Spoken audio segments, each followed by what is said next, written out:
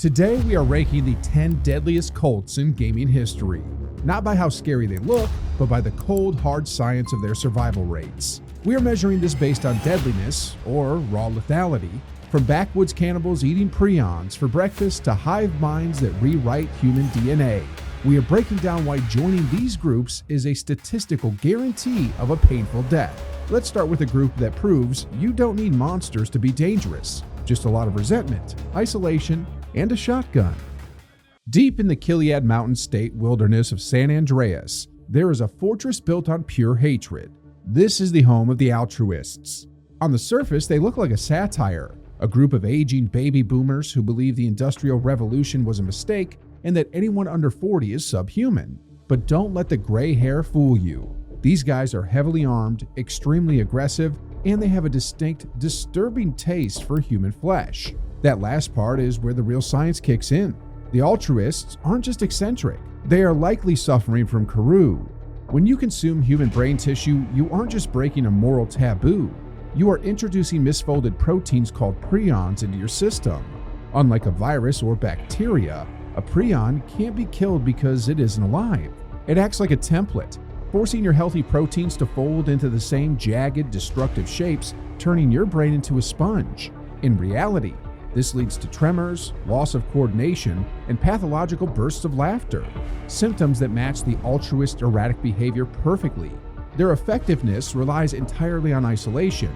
By cutting themselves off from society, they create a perfect echo chamber where their delusions are never challenged. If you stumbled into their camp, your survival odds would be low, not because they are super soldiers, but because they have nothing to lose. However, they are still just biological humans using conventional firearms. One well-placed airstrike ends the threat, because they are ultimately just isolated humans with conventional weapons and zero global influence. They land at the bottom of our list with a threat tier of F. Jump from the mountains of San Andreas to the human bayous of Louisiana, and the threat level spikes immediately. In Resident Evil 7, the Baker family seems like a classic horror trope, a dysfunctional household of deranged serial killers. But biologically, the Bakers aren't really human anymore. They are hosts for a fungal superorganism known as the mutamycete, or simply the mold. This isn't just an infection, it's a biological network. In nature, we see something similar with mycorrhiza networks, underground fungal webs that connect trees, allowing them to share nutrients and communicate chemical distress signals. The mold weaponizes this concept. It physically rewrites the host DNA, granting extreme regenerative abilities. You see Jack Baker survive fatal gunshot wounds and massive trauma because his cells are no longer relying on human organ systems. They are fungal colonies mimicking human shape. The scary part is the hive mind. The gift given by the bioweapon Eveline connects every single infected member to her consciousness. It bypasses the amygdala and frontal cortex, replacing your own desires with a compulsion to protect the family. You could shoot a member of the family, but unless you destroy the core of the fungal colony or calcify every cell, they will just get back up. However, despite this near invincibility, the family is limited by geography. They are a localized infestation, a biological hotspot restricted to a single property, which is fortunate for the rest of the world. They can kill you a dozen different ways, but they aren't marching on the capital. Due to this strict geographic limitation preventing them from spreading their infection further, they remain at threat tier C. While the Bakers rely on biology, our next entry weaponizes something far more abstract: belief itself. The Order, the antagonistic force behind the Silent Hill series, operates on a level of psychological warfare that makes other cults look like book clubs. This apocalyptic sect is responsible for the horrific immolation of Alessa Gillespie, an act so violent it permanently tore the fabric of reality.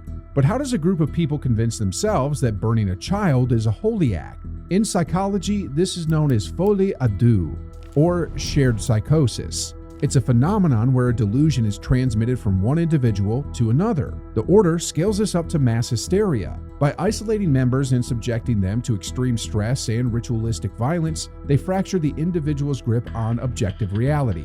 In the world of Silent Hill, this isn't just a metaphor. The town possesses a unique power to manifest the deep subconscious guilt and trauma of those within it.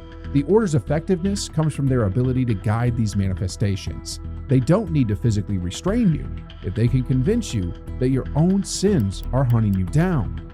The physical threat involves torture, kidnapping, and murder, all justified by a complex theology of birthing a god to cleanse the sinful world with fire. You can't fight them with logic because their reality operates on dream logic. If you enter their territory, your mind becomes the weapon they use against you. Like the Bakers, they are geographically bound to the spiritual power of the town. This lack of projection power keeps them lower on this list despite the infinite psychological suffering they inflict, resulting in a threat tier of C.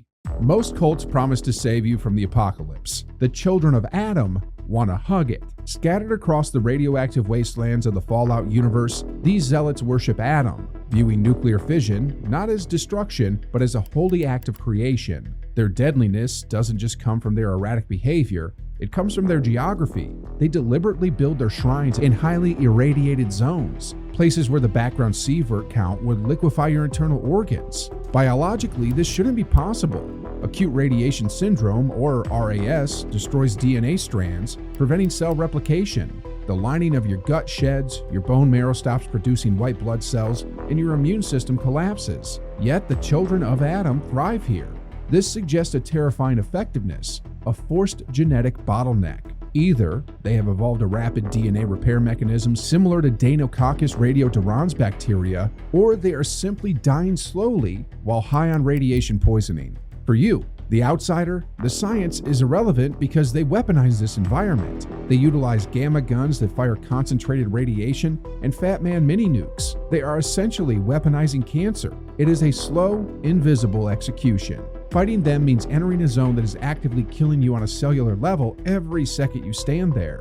Even if your ballistic armor stops their bullets, the ionizing radiation is shredding your chromosomes. Their blind faith allows them to hold territory that is biologically incompatible with human life, making them the ultimate radioactive insurgents. While they can't easily leave their glow, the fact that you absolutely cannot survive entering their territory makes them a formidable defensive force, earning them a threat tier of B.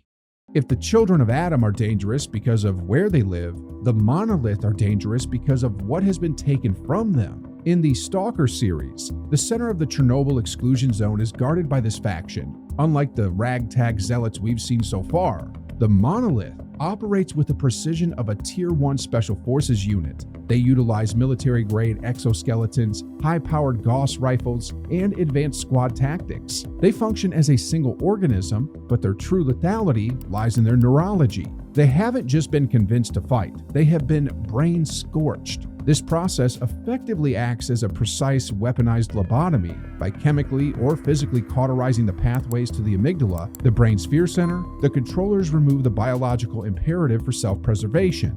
A normal soldier, no matter how trained, will flinch when shot. They will hesitate when outgunned. The Monolith does not. They will march directly into machine gun fire to flank you. They will pull the pin on a grenade when wounded rather than call for a medic. In evolutionary biology, fear is a survival mechanism. Without it, an organism becomes a perfect disposable weapon. You aren't fighting people. You are fighting biological terminators who view their own lives as currency to be spent. Their equipment is superior, their aim is perfect, and their morale is unbreakable because it doesn't exist. They protect the center of the zone with a fanaticism that overrides basic biology. They are the apex paramilitary force of the zone, but because they are biologically programmed to never expand beyond the center, their threat remains local, securing them a threat tier of B. Moving from the exclusion zone to the American heartland, we find a threat that feels disturbing because it is so organized. In Far Cry 5, the project at Eden's Gate isn't just a cult, it is a hostile corporate takeover of Hope County, Montana. Led by Joseph Seed, this group replaces the supernatural with heavy-handed chemical indoctrination. Their primary tool is the Bliss, a white flower processed into a drug that renders victims suggestible, euphoric, and prone to hallucinations. The science here parallels the real-world drug scopolamine, also known as devil's breath. Scopolamine is an anticholinergic that blocks neurotransmitters in the brain responsible for memory formation and critical thinking. In high doses, it creates a zombie-like state where the victim retains motor function but loses all free will, obeying any command given to them. Eden's Gate weaponizes this into the water supply and the air itself. There is no escape.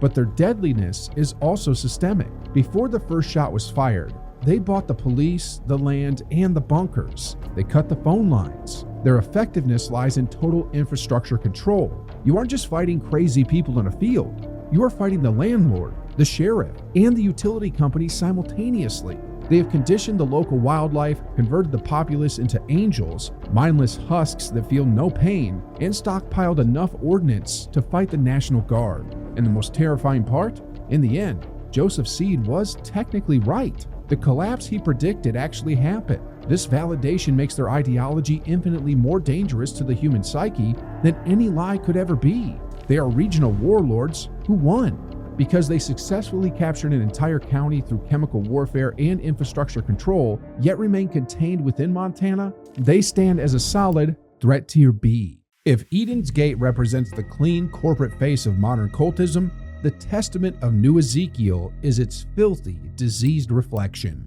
Hidden deep within the slot cannons of the Arizona wilderness, the community of Temple Gate is a place where civilization has not just been rejected, but violently excised. Led by the delusional Sullivan Knopf, this group is obsessed with a singular, horrifying goal: preventing the birth of the Antichrist through systematic infanticide. The brutality here is absolute. You will find pits filled with the bodies of children and torture racks used to purge sin from the flesh. But the true horror of Temple Gate isn't spiritual, it's medical. The entire cult is suffering from a rampant, untreated epidemic of syphilis. In the game, they refer to this as the sickness, but the symptoms align perfectly with the tertiary stage of a treponema pallidum infection. Syphilis is a bacterial infection that, if left untreated for years, attacks the nervous system. This condition, known as neurosyphilis, physically destroys the frontal lobes of the brain. It causes severe personality changes, extreme aggression, mania, and vivid demon-filled hallucinations. The demons Knopf sees and the monsters his followers fear are likely the result of spirochete bacteria eating away their neural pathways. This makes the testament of the New Ezekiel a psychological hazard of the highest order. You cannot reason with these people because their cognitive facilities have biologically disintegrated.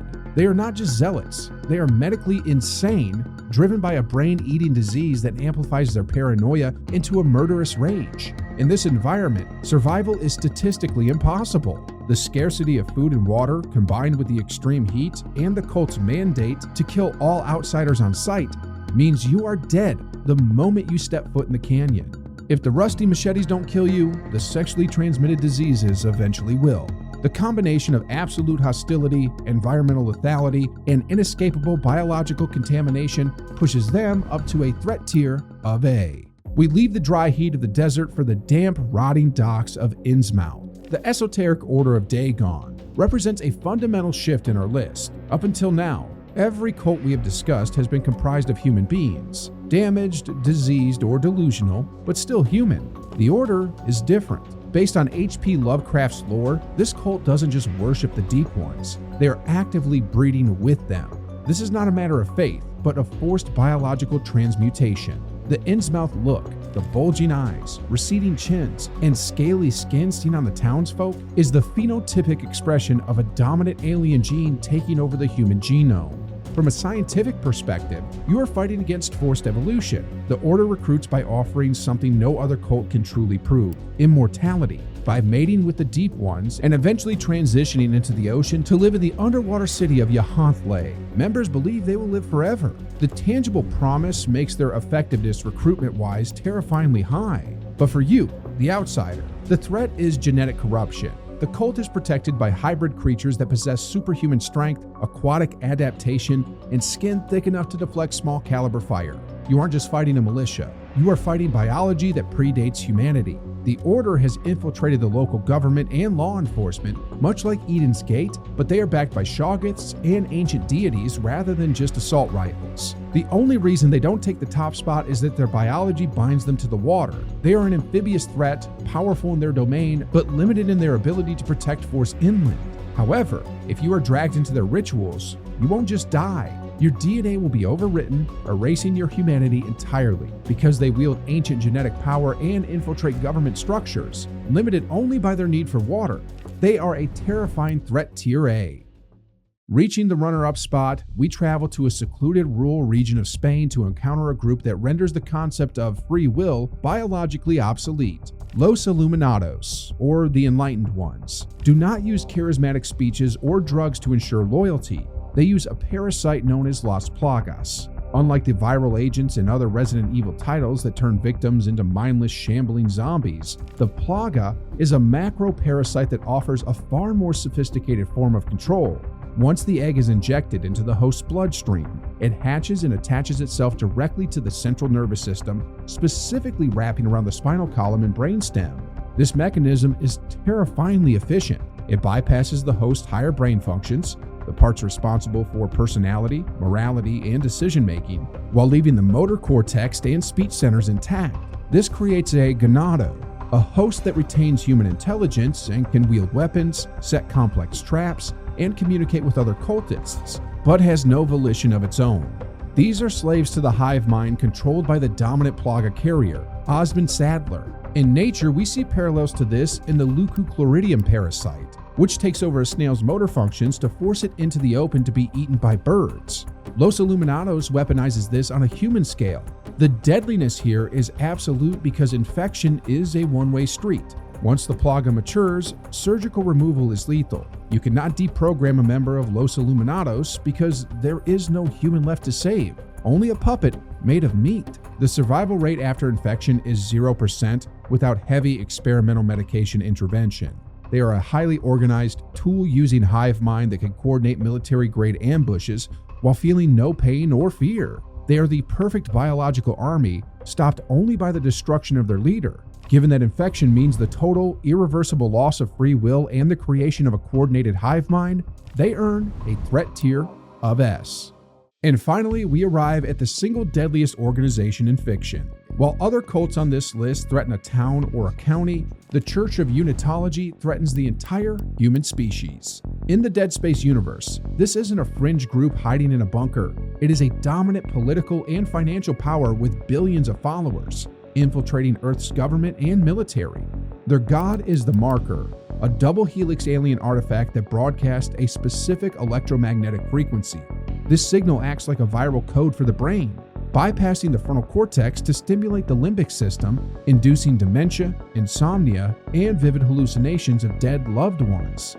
But the Church's true deadliness lies in their ultimate goal, convergence. Most cults promise to save your life. Unitology demands your death. They believe that humanity can only be made whole by dying and being reborn. And they are right, in the most horrific way possible. They actively collect corpses to be transformed into necromorphs, reanimated, mutated biological killing machines. When you join Unitology, you are signing up to become raw material. Suicide is considered a sacrament because it provides a fresh host for the infection. You cannot survive a cult that regards your biological death as the only path to salvation. They engineered the extinction of humanity not by accident, but as a religious imperative, because they represent an inescapable, galaxy-spanning extinction event that consumes the entire human species. They are the undisputed threat tier S. So, we have escalated from isolated cannibals eating prions in the backwoods to a galactic religion feeding billions of people into an alien meat grinder. The mathematics of survival here are bleak. But looking at this list, the scariest part isn't the fungal spores, the unchecked radiation, or the alien parasites. It is the human element. It is the terrifying realization that in every single one of these examples, people willingly walked into the fire because they wanted to belong to something greater than themselves, even if that something was a parasitic hive mind or a delusional madman. The biological drive for community is so strong that it can override the survival instinct itself. So here's the final question for you. If the Marker signal started broadcasting tomorrow, would your mind be strong enough to withstand the dementia, or would you eventually join the convergence? Let us know your survival plan in the comments below. If you want to survive the next breakdown, make sure to like and subscribe for more survival science.